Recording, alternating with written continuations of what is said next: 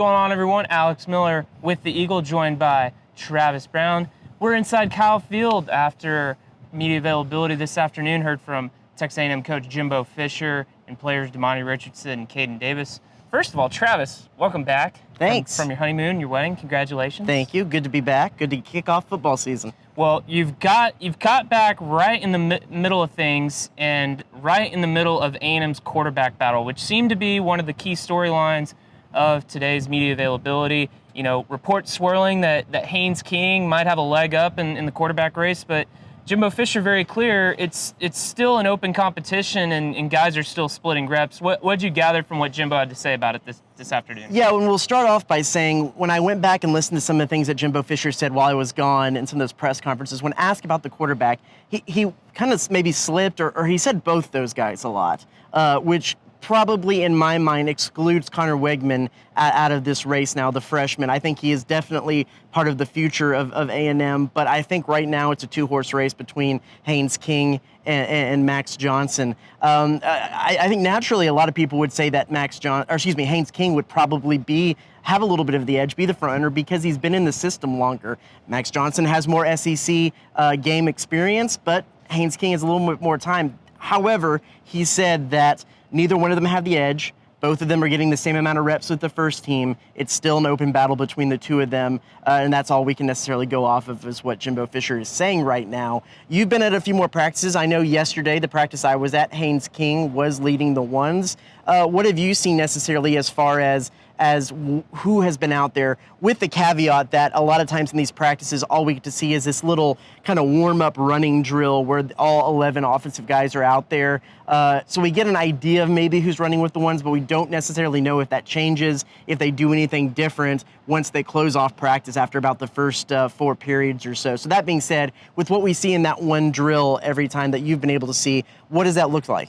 Yeah, you know, it certainly seems that it's been Haynes King and Max Johnson switching between the first and second teams. I mean, that's been pretty consistent throughout fall camp. Like you said, yesterday was Haynes King's day.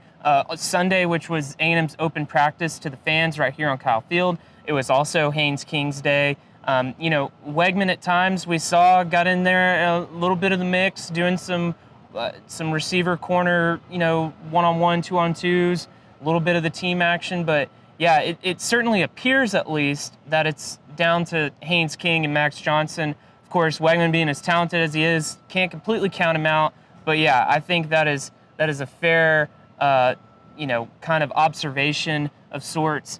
And yeah, I mean, you know, we see how Jimbo's saying that Haynes King back to full strength in his physical abilities after breaking his leg last year. But then, of course, you know, you hear the stuff about Max Johnson, and one thing that we know about this A&M offense under Jimbo Fisher, it's not an offense that someone can necessarily pick up overnight, per se. You know, we saw how it took Kellen Mond a couple years to really master that offense before he had a really good senior season. But a lot of high marks for Max Johnson throughout the spring, over the summer, and even into this fall camp of just how well he's been able to pick up the system. And that really shows me that it really is probably more of a tight race than some might think or some might presume. I mean, some people think Max Johnson is the leader. It's kind of just a whoever, what you think kind of deal right now. But yeah, I certainly think that, you know, Jimbo's not lying when he says they're still switching off, because that's what we see, right? And we can only go off of what we see and where we're at. And that's been the case of what's going on right now. So, you know, we look at the depth of the quarterback room. Something that really stood out from what Damani Richardson had to say was that he thinks that this might be the deepest the A&M team in general has been since he's been on campus, of course, going into his 4th year as a senior safety. You know, what'd you kind of make of that and just kind of looking at the A&M roster and the depth chart? Something that stuck out to me in going back and listening to some of the things that Jimbo Fisher said to y'all while I was gone was this one quote when asked about a little bit about the depth, a little bit about the depth chart and starting lineup and where some guys might fit in, is he said that their mantra to the guys is go out and practice, go play football, go play good football, and if you can do that, they'll find minutes for those guys, they'll find snaps for those guys on the field. And to me, that is something that he might say that they've been able to say that, but to me, I don't think that's something that necessarily this A&M program's been able to say, save for maybe last year, on some position groups is that depth, that ability to have competition in practice where multiple guys, you could see that depth chart slide up and down and change week to week based on how guys are doing in practice by just having that depth of talent at multiple position groups. I asked Amani Richardson about it. He said it's the deepest they've had since he's been at A&M. And Jimbo Fisher kind of reiterated that fact a little bit today, that they have the ability to have guys go out there and compete. And it's not just there's that one guy that they know has to perform every week or else things are going to get a little bit hairy. They have guys who can rotate, who can step in and can earn their playing time maybe a little bit more than they've had here this year. It's something that they mentioned when they first came in as a coaching staff. They needed to bolster that SEC depth. I think that they have it now. Yeah, and everything that you hear about the freshman class, you always hear about the 2 or 3 or 4 freshmen that come in and can be the instant impact, but you hear about them talk about the class as a whole and just the competitive nature that they've brought to the team in general. Obviously the highest rated recruiting class in history, littered with 5-star guys all over the place. I mean, this is a class where in normal years, like I said, you'd see maybe 2 to 5 guys step up, maybe be starters or key contributors. That number is maybe doubled when you look at who has been here throughout the spring, what they've done throughout the spring. I mean, you look at guys that passed the eyeball test. Anthony Lucas is a beast.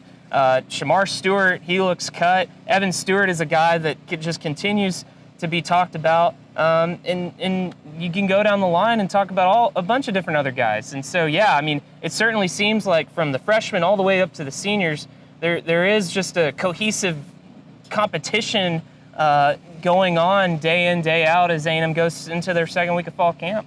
For sure. Yeah, something of note, too, just a housekeeping item.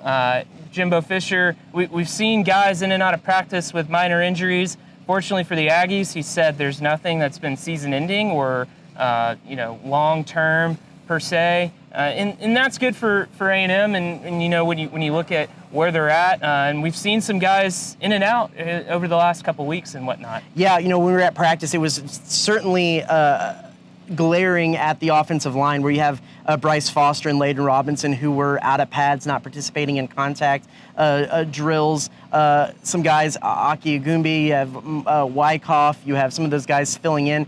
Fisher said that none of those things are season-ending, seem to indicate, if you read between the lines a little bit, that none of them are going to be long-term. I would be surprised if any of those carry into deep into the first game as the season starts, from the way that he kind of presented the issue, though he said they're not really going to talk about the bumps and bruises of fall camp, which happens, and how they limit guys and manage guys' reps. I mean, you go into all the technology they have now with the GPS vests and the data they can get. They can manage guys' workloads depending on what their body is taking and how they're feeling. And so we don't necessarily get into those numbers and get those indications. Some of it might be some of that stuff too. So yeah, not really looking like there's going to be any major issues on the offensive line, even though it looks like they're rotating some guys, trying some different stuff, and some guys are getting some time off.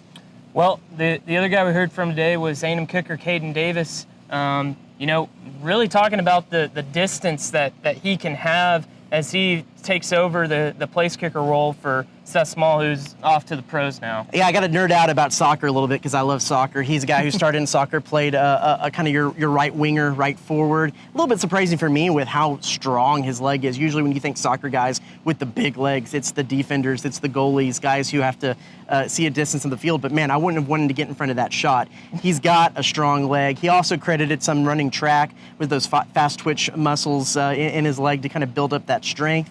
Said when he's been here at A&M, the longest he's kicked in practice is 76 yards, which is impressive. With a little bit of help of the wind. With a little bit of help of the wind, yeah. He said his range right now is anything inside 65 yards, but he's been focusing on the things that are 55 and in because he's been the kickoff specialist here, the guy that has been the big booming leg. They even kind of played around in the past 2 years of maybe using him for some of the distance kicks, saving Seth Small for some of the shorter ones. We saw that in spring ball. We maybe saw it a little bit in fall camp, 2 fall camps ago, but that never really manifested itself. He has the leg. He's excited about the opportunities at the end of halftime when maybe they have a long kick. He can run out there and get to show things off a little bit, show off that strong leg. And it's something that A&M, if you go back, Seth Small, not a real huge leg, pretty accurate. Michael LaCamera, not a huge leg, pretty accurate though.